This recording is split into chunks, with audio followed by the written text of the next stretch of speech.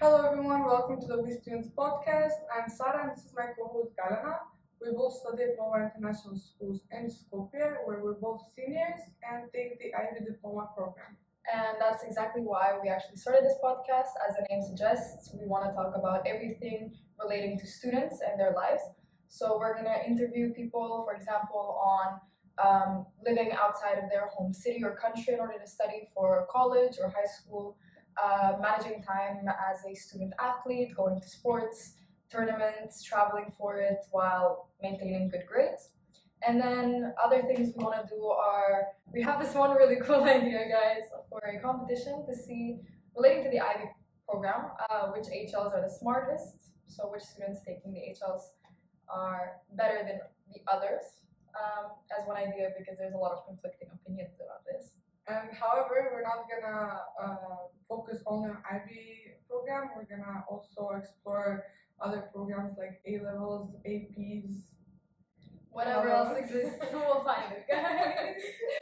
And it's not only going to be talking to other guests, we also want to share our own tips and tricks because we've also maintained a lot of our hobbies over the time of our high school career. So that's the main point of the podcast. And let's just tell them that are predicted so they know we're good students as well. Okay. They're not taking tips from So as we said, we've maintained a lot of our hobbies with also balancing our school grades. So in the IB program, my HLs are psychology, English A, language and literature, and economics. And my SL are Macedonian, which is my native language, math AA, and biology. And I got a predicted score of 45 out of 45 after our September mocks. My HLs are physics. Story for another time. Physics, art HL because I want to go into architecture, and English AHL. My SLs are math AA, business, and Albanian, my native language. And I scored a 42 out of 45 for my predicted from the September mocks. Since we're seniors, we also have advice for the TOK exhibition and an essay, which we have both finished writing our first draft of. And then we also finished the extended essay. Mine's in the subject area of HL psychology, or just psychology. And it explores how, actually, am I allowed to say it? Are we allowed to say our extended essay topic? I don't know. I feel like... I mean, unless they steal it.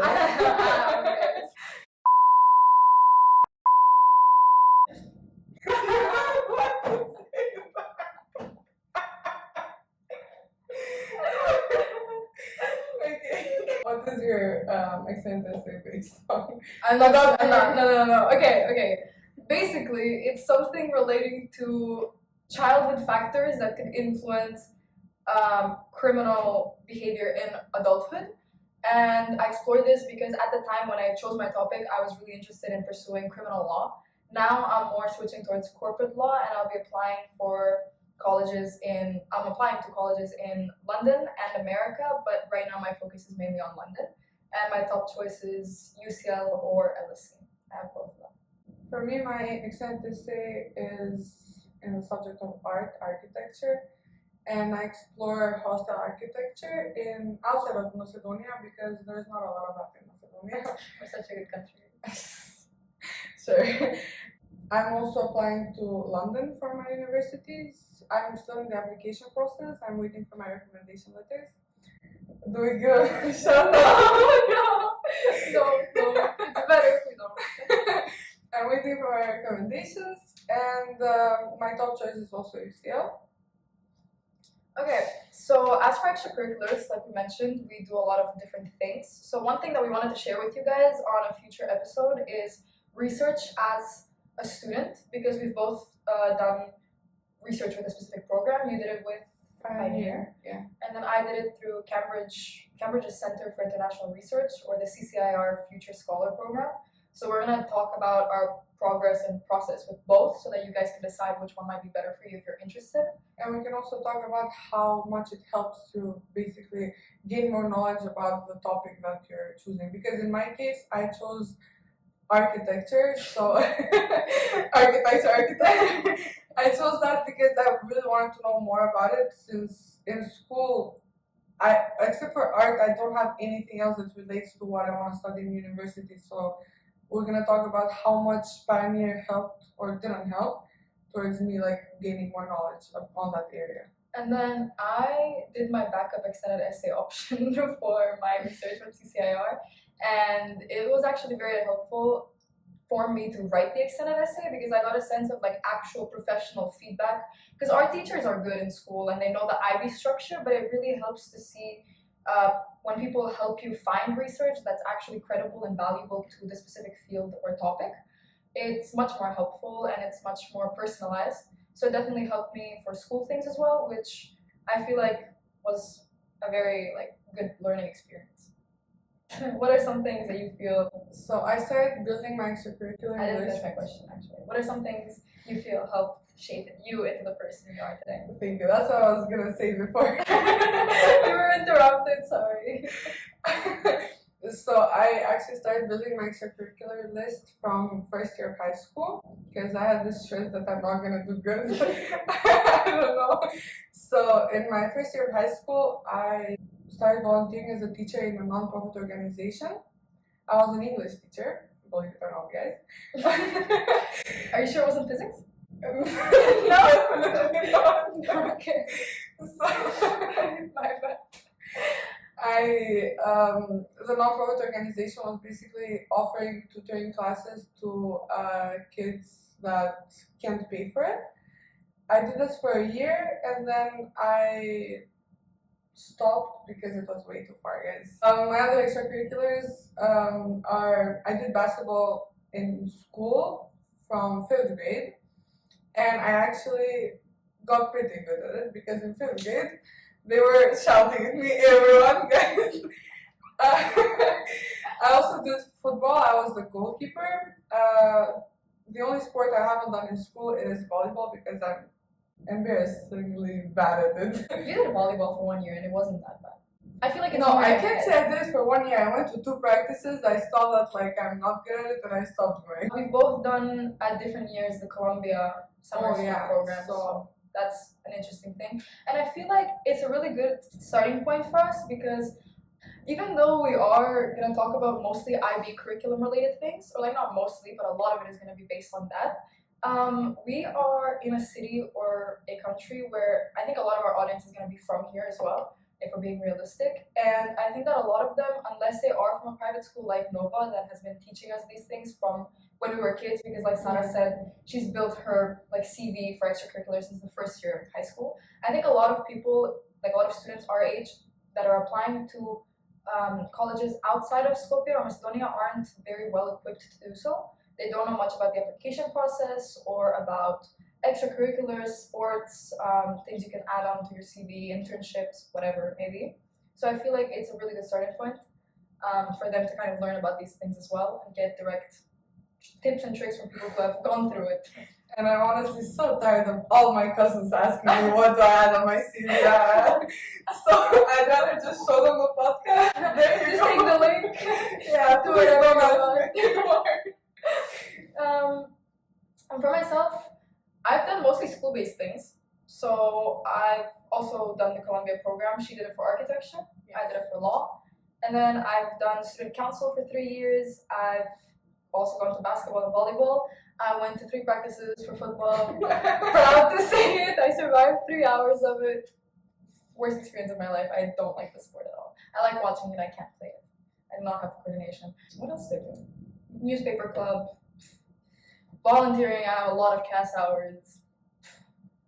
What else? I feel like we have so many, but they're not that worth mentioning. Like I did so much in my first year. Just so you guys know, a tip from the beginning, first episode. If you want to actually write something in your CV, make sure everything you do is valuable because I did so much stuff that I didn't even mention. Like I don't even remember them. So. I did first aid training just because the school asked for volunteers and I was like, yeah, I can add it on my CV. Never needed it. Never. Why would I need that if I'm going into law? I helped in planning a marathon for cancer patients, which it is a very valuable thing, but 3 people showed up. So Okay. I was one of those people. Yeah, she was one of those people. I didn't show up because it was a hike. So I just planned it, didn't show up.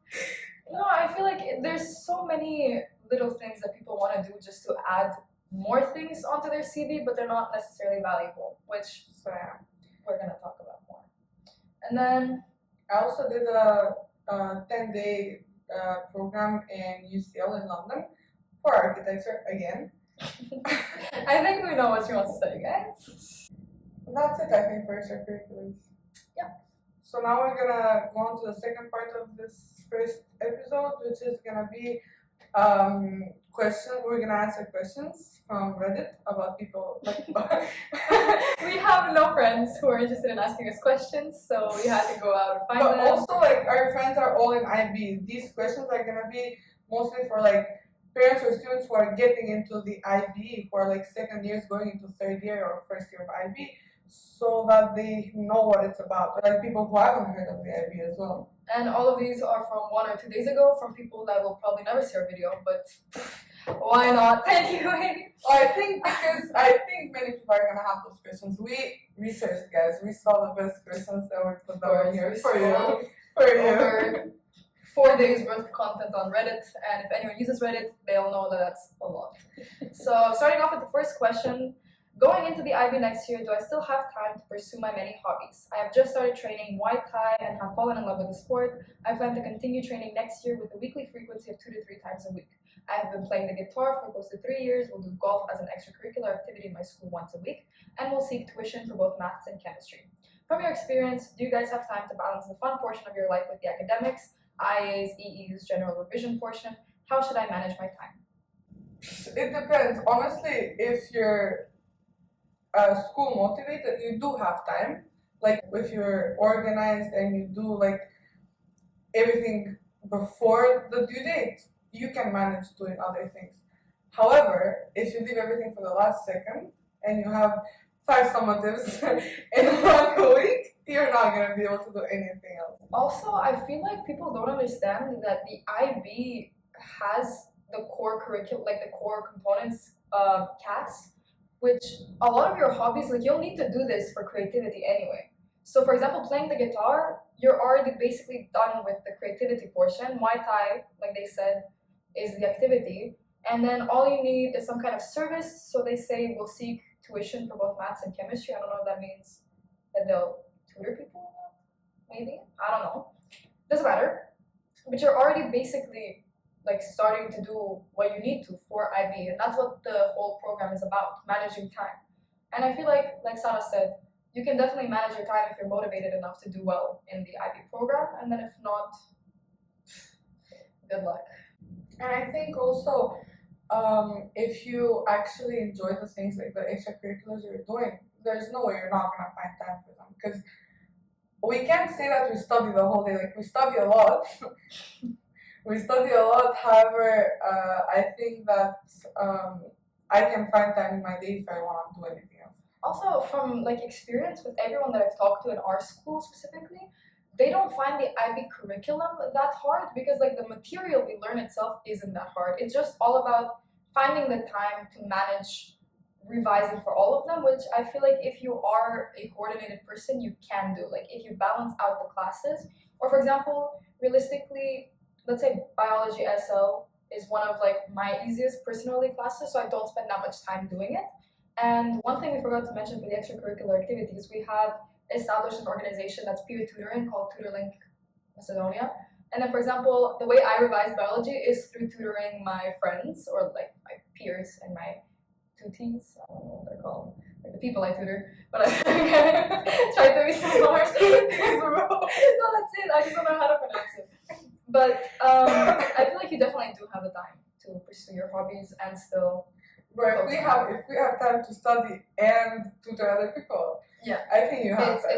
You can also. There's a lot of good places you can find notes. You don't have to spend that much time actually writing the notes yourself, but you can find them online. There's a lot of people sharing them. And we're gonna make a separate episode on IB resources. Yes, of course. Okay, next question. How important is senior year in IB? I know college apps are due before the second semester in your senior year, so I'm curious on how important your senior grades and IB exams are. I would say senior year is the one where you have to hustle, like you have to lock in. However, I think it's really like the years before that play a huge role because for me, I started really, really studying from second year. Like second semester of second year, we started like actually prioritizing school, and I think I like started learning how to learn and how to study, and I knew what to do in order to get a certain grade. So I was familiar with all of that. And then when fourth year came, senior year came, I knew how to study for this grade, how much I need to study for each subject to get a good grade. But if I didn't do that, I think senior year would be Worthless. worthless. I think, yeah. For me, actually, I think that senior year, it depends where you're applying. Okay, if you're applying, for example, for America, what I learned is that my senior year isn't that important because if I got good predicted grades, which I did, okay, my bad. Like for America, all I needed were my predicted grades because afterwards, if I received an unconditional offer, then all I had to do was just not fail the IB exams at the end of May, and they wouldn't even receive my transcript. So, for example, the places I applied to already for early applications, they have seen my predicted, they've seen my last year grades and the grades before that, from first and second year, I think. And that's all. But for London, where you get conditional offers and you actually have to match the grades that they ask you to get, it is really important in your senior year, specifically the exams. Because at the end of the day, when you're taking IB, that's all that the colleges care about. Of course, if you get 4s and then magically get 7s in your exams, I don't think that's going to save you. Because if you have like a really bad predicted, then they're not going to accept you in general. And I also think that we can divide it like this. For studying, senior year is the most important. Like that's where you need to study everything that you've done in your last year, maybe in this year, because you have your exams. Talking about extracurriculars, it's best to do all of them up until third year of high school. Start on the fourth year, you're ready to just focus on studying and you have your CV ready and everything else ready. And also, another tip, try to do your IAs the summer before senior year because definitely will save you so much time. Yes. So much time. I'm so glad I did my extended essay over the summer though.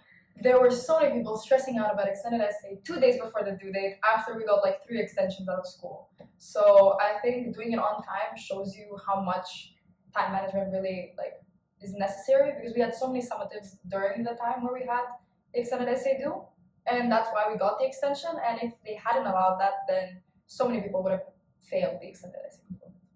So to conclude the question, senior year is most important for studying. That's where you need to lock in. Extracurriculars, you do that before. Okay, moving on to the third question. Which science is the easiest advice needed? I have a choice between Bio-SL, Chem-SL, and ICT-SL. For a while, I thought I would take ICT because I was moderately good at it. But the more I study, the more I realize that I'm falling behind and don't really know how to study it. Blah, blah, blah, blah, blah. Which one do you think is the easiest? SL. Let's say like this. I don't consider sports science a science. But sports science, okay, let's talk about it. Sports science is really hard. It is, most colleges don't take that into consideration. Okay. Like, it's like having no science. I don't know what ICT is though. Our school doesn't offer it. We have biology, chemistry, sports science, and physics.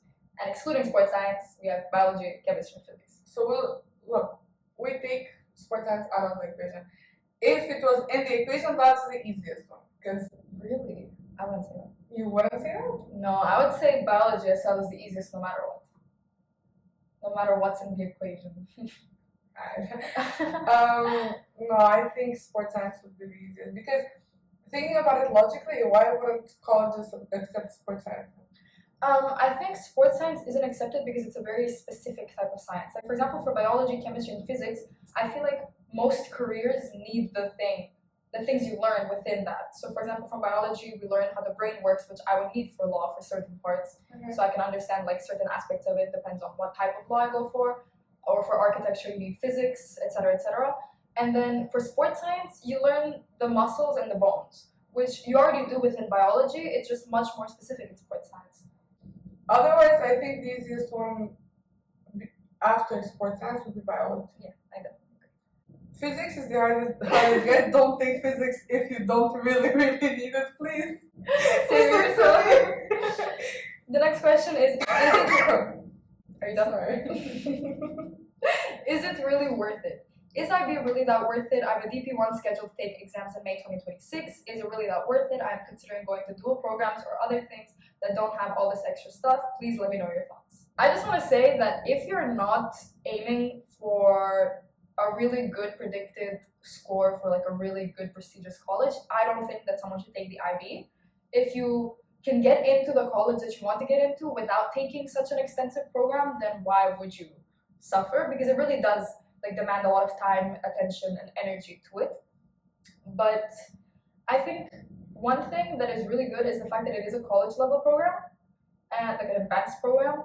And all of the people, including my brother, that I've known to take the IB and then go to college have said that college is much easier.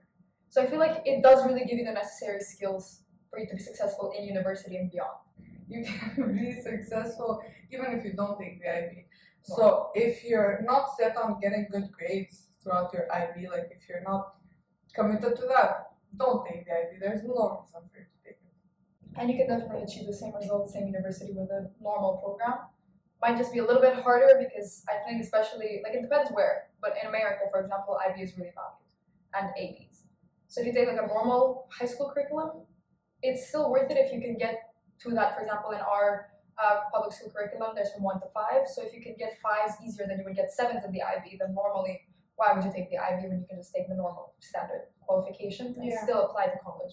And for the last question, help, am I cooked? I need advice and help 2025. Hi, I am in my last year of IB because of me struggling with lots of mental sillies. I actually just did anything to survive. Now I have no internal assessments done, no extended essay. Am I cooked? I need some advice on how to get back on track and any resources / help I can get so I can pass and write the exams fairly good. Is it still possible? Any advice on how to peak these subjects, on motivation and things to help out? No advice, you're cooked. Nice. No, I think the biggest advice is time management. And it's so cliche, but it's so true. I think if you don't manage your time, there's nothing you can do. Like if you say he has no IAs, no extended essay, no nothing. Yeah. Well, I'll just give up. Don't take the exam. No, I think it's manageable. So many people in our generation are writing their IAs and extended essay and whatever this year in senior year. So I think it's manageable if you really, really put your mind to it. Like I think you have time. IAs are only 1,800 words. If you're in the IB, you should be used to writing that much anyway. Extended essay is 4,000. So if you can do extended essay, everything after that is gonna look easy. And you have so many resources, and there's ChatGPT. Okay, I'm sorry, but ChatGPT, if you have a computer that has access to the internet and you have ChatGPT, and you're not using it, why? What are you doing? So we're not saying, that we should be plagiarizing, copy-pasting everything from ChatGPT, but you can find, okay guys, calm down. You can find resources, you can find websites, statistics, data, anything for extended essay. You can find ORIs, you can find topics, you can find mark schemes, you can find already done past papers or past IAs that you can rewrite and rephrase. What I do so much just to even pass. You don't have to get 7s on your IAs. You can get a 5 and then you're gonna be okay. Because it's 20-30% of your grade. I think if you do good on the exams, you're fine. What I do with ChatGPT, which helps me, this is from my MYP years, my teacher for science, because we had interdisciplinary sciences. So she would put a checklist on Management, and we would just do everything from the checklist.